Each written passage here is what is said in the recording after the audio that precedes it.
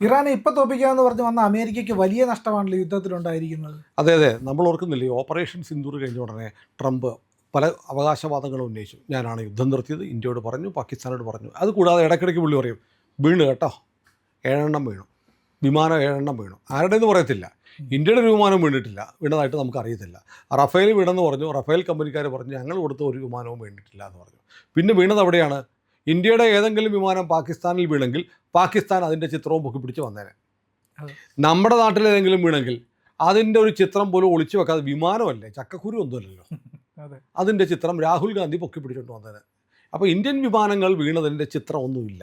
പക്ഷേ ഇറാനുമായി ഫെബ്രുവരി 28 തുടങ്ങി ഇപ്പോൾ സഹികെട്ട് ഗതികെട്ട് നിർത്തി വെച്ചിരിക്കുന്ന യുദ്ധത്തിനിടയിൽ അമേരിക്കയ്ക്ക് 42 വിമാനങ്ങൾ വീണു.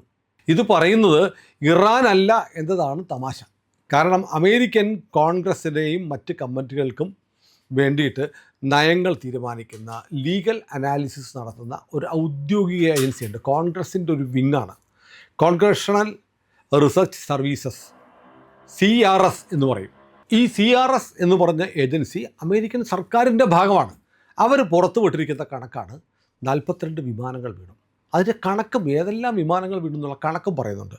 കേൾക്കുമ്പോൾ നമ്മൾ ഞെട്ടിപ്പോകും. അമേരിക്കയുടെ ഏറ്റവും മുന്തിയ വിമാനങ്ങളാണ്. ഒന്ന് F-15E ഈഗിൾ, അത് 4 വീണു. 4 വീണതിനെക്കുറിച്ച് അമേരിക്കയുടെ ഒരു തിയറി, 3 വെടിവെച്ചിട്ടത് കുവൈറ്റാണ്. അത് സൗഹൃദ വെടിവെപ്പായിരുന്നു. അത് ഇറാൻ്റെ ആണെന്ന് കരുതിയിട്ട് കുവൈറ്റ് വെടിവെച്ചിട്ടതാണ്. ഇറാൻ്റെ F-35 ഒന്നും ഇല്ലെന്നേ. അമേരിക്ക എത്രയോ വർഷങ്ങളായി അമേരിക്കയുമായി ശത്രുതയിലുള്ള ഇറാൻ്റെ പക്കൽ F-35E എന്ന് പറയുന്ന ആധുനിക വിമാനങ്ങളൊന്നുമില്ല.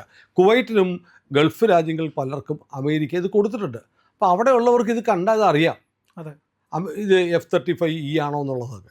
അത് എനിക്ക് തോന്നുന്നത് ഇത് കൃത്യമായിട്ടും ഇറാൻ്റെ മിസൈൽ തട്ടി തന്നെ വീണതാണ് F-35E. അത് ഇറാൻ അടിച്ചിട്ടു എന്ന് പറഞ്ഞാൽ ഈ ലോകരാജ്യങ്ങൾക്ക് ഈ സാധനം വിൽക്കാൻ പിന്നെ അമേരിക്കയ്ക്ക് പറ്റത്തില്ലല്ലോ. അതുകൊണ്ട് അത് കുവൈറ്റ് വെടിവെച്ചിട്ടതാണെന്ന് പറഞ്ഞു. ഇനിയുണ്ട് പിന്നെ മറ്റവൻ, നമ്മുടെ തിരുവനന്തപുരത്ത് ഇറങ്ങിയവൻ F-35 നമുക്കൊക്കെ തന്നതല്ല, അമേരിക്ക മാത്രം ഉപയോഗിക്കുന്നത്. ഇതൊക്കെ പറഞ്ഞാൽ എക്സ്പോർട്ട് കാറ്റഗറിയാണ്. F-35E അവരുടെ ഈഗിളിൻ്റെ ആണ് കേട്ടോ. F-35A ലൈറ്റ്നിങ് ഏറ്റവും വലുതാണ്. നമുക്ക് വേണ്ടേ 10-25 തന്നേക്കാം എന്നൊക്കെ മോദിയോട് പറഞ്ഞല്ലോ. മോദി ആ ഏരിയയിലേക്ക് പിന്നെ പോയിട്ടില്ല. കാരണം ഒരെണ്ണം ഇവിടെ വന്ന് ഇറങ്ങിയിട്ട് അത് പൊക്കാൻ പെട്ട പാട് നമ്മൾ കണ്ടതാണ്. അത് ഒരെണ്ണം വീണിട്ടുണ്ടെന്ന് പറയുന്നത്. പിന്നെ തണ്ടർ ബോൾട്ട് വിമാനങ്ങളുണ്ട്, A-10, അതൊരെണ്ണം. ഇനി ഏറ്റവും വലിയൊരു നഷ്ടം അമേരിക്ക ഉണ്ടായിരിക്കുന്നത് വേറെയാണ്, KC-135, അത് 7 വീണു. അത് എന്താ വിമാനം എന്നറിയാമോ? ദീർഘദൂരം ഇസ്രയേലിൽ നിന്നും ഗൾഫിൽ നിന്നുമൊക്കെ ഇറാൻ വരെ പറന്നു പോകുന്ന വിമാനങ്ങൾക്ക് ഇന്ധനം തീരുമ്പോൾ ആകാശത്ത് വെച്ച് ഇന്ധനം പിടിക്കുന്ന റീഫ്യൂവലിംഗ് ടാങ്കർ വിമാനങ്ങളാണ്. വിമാനങ്ങളെക്കാളും വിലയേറിയതാണ്. പിന്നെ അതിനകത്ത് നിറയെ ഫ്യൂവലും കാണും. അത്തരം വിമാനങ്ങൾ, എൻ്റെ പ്രിയ, 7 റീഫ്യൂവലിംഗ് ടാങ്കർ തകർന്നു പോയത്.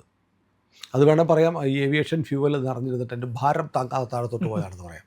ഇനി പിന്നെ ഉള്ളത് ഏറ്റവും പ്രധാനപ്പെട്ടത്, ഈ വിമാനങ്ങളെക്കാളൊക്കെ ഏറ്റവും കൂടുതൽ ചിലവുള്ളതാണ് E-3 സെൻട്രി അവാക്സ് വിമാനം. അതായത് ഒരു സഞ്ചരിക്കുന്ന റഡാറാണ് അവാക്സ്. അതിന് ഈ വിമാനങ്ങളുടെ പല മടങ്ങ് വില വരുമെന്നാണ് ഞാൻ മനസ്സിലാക്കിയിട്ട്. അതായത് ഇത് ശത്രുവിൻ്റെ മിസൈൽ വരുന്നുണ്ടോ, റോക്കറ്റ് വരുന്നുണ്ടോ, വിമാനം വരുന്നുണ്ടോ എന്ന് കണ്ടുപിടിക്കുന്ന സാധനമാണ് ഈ അവാക്സ്. അതായത് ബ്രഹ്മാവിന് ആയുസ്സിന് പഞ്ചം എന്ന് പറഞ്ഞതുപോലെ ശത്രു വരുന്നുണ്ടോ എന്ന് കണ്ടുപിടിക്കാനുള്ള റഡാർ തന്നെ തകർന്നുപോയി. അത് ഇറാൻ അടി കൊടുത്തതാണ്, ഇറാൻ അടിച്ച് തകർത്തതാണെന്ന് പറയുന്നുണ്ട്. അത് ആകാശത്ത് വെച്ചൊന്നുമല്ല, ഖത്തറിലെ മറ്റോ താവളത്തിലുണ്ടായിരുന്നപ്പോഴത്തേക്ക് മിസൈൽ വന്ന് വീണതാണെന്ന് പറയുന്നത്. അപ്പം ഞാൻ ആലോചിക്കുന്നത്, ഇവർ പറയുന്നത് ഈ ഇറാൻ്റെ കയ്യിൽ വലിയ ആയുധമൊന്നുമില്ല, പക്ഷേ ഇറാൻ വിടുന്ന സാധനമല്ല കൃത്യമായിട്ട് വരുന്നുണ്ട്.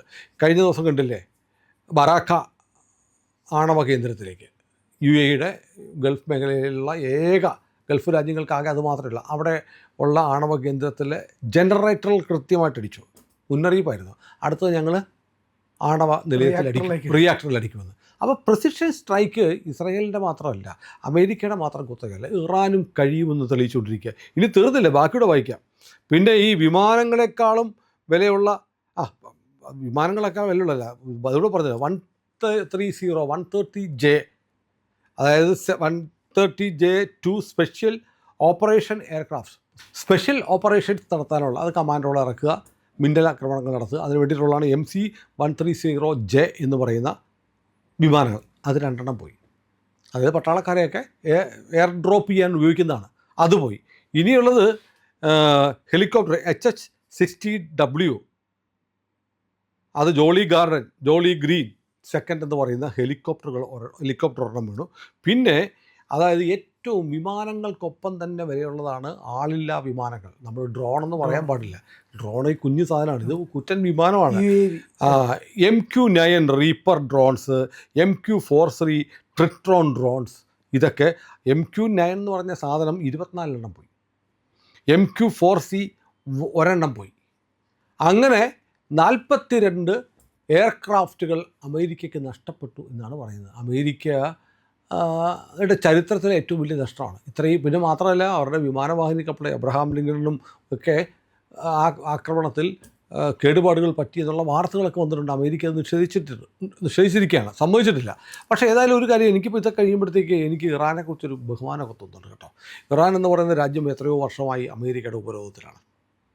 പിന്നെ ഉപരോധത്തിലാണ്. അവർക്ക് ആരും സാങ്കേതികവിദ്യ കൊടുക്കുന്നില്ല, പണമില്ല, എണ്ണ വിൽക്കാനുള്ളൊരു മാതമില്ല. അരിഷ്ടിച്ച് ജീവിക്കുന്ന അവരുടെ പ്രസിഡന്റ് മരിച്ച റിയാസി വിമാനാപകടത്തിൽ കൊല്ലപ്പെട്ടു. അത് വിമാനത്തിൻ്റെ സ്പെയർ പാർട്സ് പോലും മാറ്റാൻ അവർക്ക് നിവൃത്തിയില്ല എന്നൊക്കെയാണ് വാർത്തകൾ വന്നിരുന്നത്. പക്ഷേ അവരെന്താ ചെയ്തിരിക്കുന്നത്?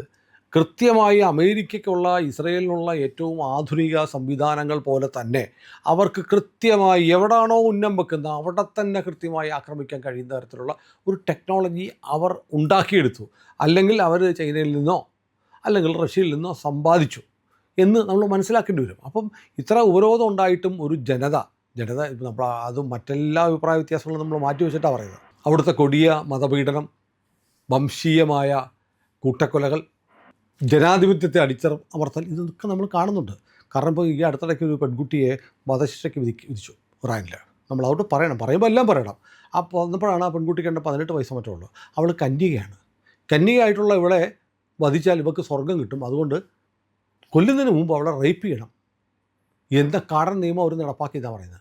അങ്ങനെയൊക്കെ ചെയ്യുന്ന ഒരു മതഭീകര രാജ്യമാണ് ഇറാൻ എന്നുള്ളത് നമ്മൾ കാണുമ്പോൾ തന്നെ ഇത്ര ദാരിദ്ര്യത്തിൻ്റെയും സാമ്പത്തിക പരാധീനതകളുടെയും നടുക്ക് നിന്നിട്ട് അമേരിക്ക പോലെയുള്ളൊരു വലിയ വൻശക്തിയെ ഇത്രമാത്രം തവിടുപൊടിയേക്കാൻ കഴിഞ്ഞെങ്കിൽ അവരുടെ കരുത്തിനെ നമ്മൾ അംഗീകരിക്കണം. അവർക്ക് ഈ ഉപരോധമില്ലായിരുന്നെങ്കിൽ, അവർക്ക് പണമില്ലായിരുന്നെങ്കിൽ ഒരുപക്ഷെ അമേരിക്കയുടെ ചിത്രം തന്നെ അവർ മാറ്റിക്കളഞ്ഞേനെ. അതാണ് സത്യം. അപ്പോൾ ഏതായാലും ഇപ്പം ഈ പെൻറ്റഗണിൻ്റെ ആക്ടിംഗ് പെൻറ്റഗൺ കൺട്രോളറായിട്ടുള്ള ജൂലസ് W. ഉസ്രത്ത പറഞ്ഞിട്ടുണ്ട്, ഈ യുദ്ധത്തിൽ എത്ര വലിയ കെടുതി, സാമ്പത്തിക നഷ്ടം അമേരിക്കയ്ക്ക് ഉണ്ടായിട്ടുണ്ട്. അദ്ദേഹം പറയുന്നത് അമേരിക്കയ്ക്ക് $29 ബില്യൺ നഷ്ടം ഉണ്ടായിട്ടുണ്ട്, ചിലവായിട്ടുണ്ട്. പക്ഷെ അങ്ങനെയല്ല, അത് 1 ട്രില്യൺ വരെ ആകുമെന്നാണ് പ്രതിപക്ഷം പറയുന്നത്. ഏതായാലും അമേരിക്ക അവരുടെ ചരിത്രത്തിലെ ഏറ്റവും വലിയ തിരിച്ചടി ഇറാനിൽ നിന്ന് നേരിട്ടു. അതുകൊണ്ടാണ് നമ്മൾ നേരത്തെ ഒരു വീഡിയോ നമ്മൾ ചെയ്തിട്ടുണ്ട്, നെതന്യാഹുവും ട്രംപും തമ്മിലുള്ള അഭിപ്രായ വ്യത്യാസമൊക്കെ പറഞ്ഞിട്ട്. അപ്പോൾ നെതന്യാഹുവിന് എന്ത് വേണമെങ്കിലും പറയാം, പക്ഷേ ട്രംപിൻ്റെ കയ്യിലെ കാശാണ് പോകുന്നത്, ട്രംപിൻ്റെ മുതലാണ് പോകുന്നത്. ഇസ്രായേലിന് ഈ പറഞ്ഞ പോലെ കുറേ മിസൈൽ വന്ന് അവിടെ വീഴുന്നു എന്നല്ലാതെ ഇസ്രായേലിൻ്റെ ഒരു വിമാനവും വീണിട്ടില്ല. ചേട്ടൻ്റെ തണലിൽ അനിയൻ സേഫായിട്ടുള്ള കളിയാണ് കളിക്കുന്നത്. അപ്പോൾ ഏതായാലും അമേരിക്കയിലെ ഒരു ഏജൻസി തന്നെ, CRS എന്ന് പറയുന്ന കോൺഗ്രഷണൽ റിസർച്ച് സർവീസ് തന്നെ ഈ കണക്ക് പുറത്തു വിട്ടിട്ട് ട്രംപ് കാമ എന്ന് മിണ്ടിയിട്ടില്ല. ഇന്ത്യയും പാകിസ്ഥാനും തമ്മിൽ ഒരു സംഘർഷമുണ്ടായപ്പോൾ ഇന്ത്യ ഓപ്പറേഷൻ സിന്ദൂർ നടത്തിയപ്പോൾ 7 വീണു 4 വീണു എന്ന് പറഞ്ഞിരിക്കുന്ന മൂപ്പനാൻ ഇപ്പോൾ എന്താ മിണ്ടാത്തത്? പക്ഷേ നമ്മുടെ പ്രധാനമന്ത്രി നരേന്ദ്രമോദി, നമ്മുടെ രാജ്യത്തെ ആളുകളൊക്കെ മാന്യന്മാരായതുകൊണ്ട് വീടില്ലേ 47 എങ്ങനെയുണ്ട് എന്ന് ചോദിക്കുന്നില്ല. സത്യത്തിൽ അത് ചോദിക്കേണ്ടതാണ്. ഏതായാലും ട്രംപിനെ സംബന്ധിച്ച്, ട്രംപ് എന്ന് പറയുന്ന അഹങ്കാരിയായ തൻപ്രമാണിത്തം മുന്നിൽ നിൽക്കുന്ന വിശ്വസിക്കാൻ കൊള്ളാത്ത രാഷ്ട്രീയക്കാരന് കിട്ടിയ ഏറ്റവും വലിയ പ്രഹരമാണ് ഈ 42 വിമാനങ്ങൾ തകർന്നു എന്നുള്ളത് അമേരിക്കൻ കോൺഗ്രസിൻ്റെ തന്നെ ഒരു സമിതി പുറത്തുവിട്ട റിപ്പോർട്ടിലൂടെ പറയുന്നത്.